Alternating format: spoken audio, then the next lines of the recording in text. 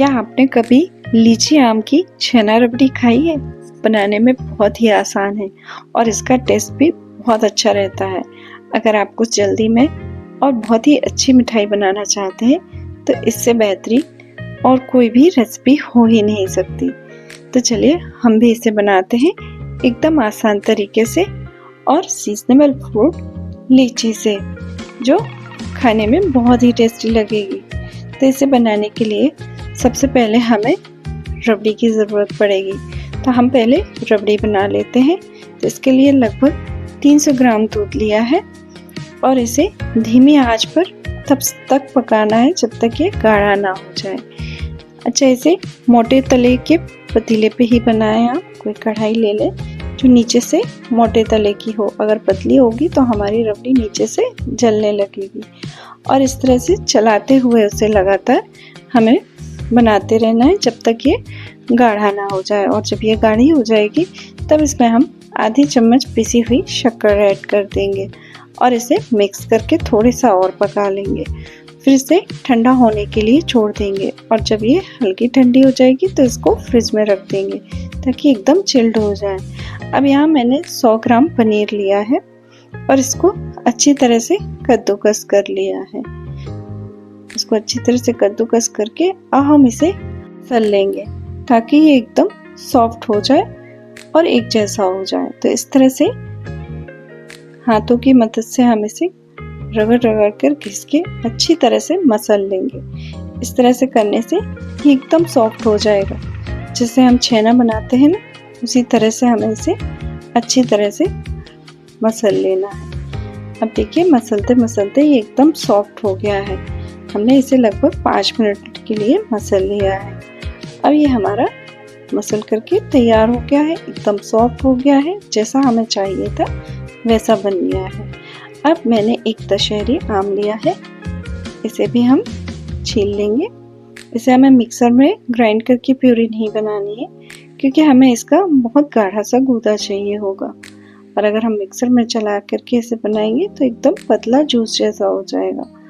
तो इसलिए मैंने इसे इस तरह से हाथों से ही छील करके और इसका जो जूस है उसे निकाल दिया है और गाढ़ा गाढ़ा पल्प ले लिया है। तो इस तरह से हम थोड़ा सा इसको छील करके दबाएंगे तो इसका एक्स्ट्रा रस सब निकल जाएगा और अब हम इसका गूदा चाकू या चम्मच की मदद से निकाल लेंगे। तो इस तरह से दबा करके इसका गूदा निकाल लिया है और इसे हम अपने छेने के ऊपर डाल देंगे। जितना छेना है लगभग उससे आधा हम आम का पल्प लेंगे। तो इसको हमने ले लिया है। अब इसमें आधी चम्मच शक्कर डालेंगे। शक्कर एकदम ऑप्शनल है, आप चाहें तो डालें और नहीं तो लीची और आम में भी हल्की सी मिठास होती है, उससे भी ये हल्का मीठा हो जाता है। और वैसे भी जो शक्कर हमने डाली भी है टोटल शायद 1 चम्मच ही डाली होगी, इतने में ही ये बहुत अच्छा मीठा बन जाता है।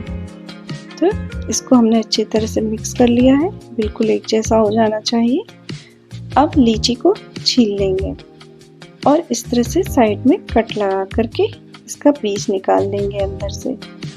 हमने जो छेना और आम का मिक्सचर बनाकर रखा था उसे इसके अंदर भर देंगे।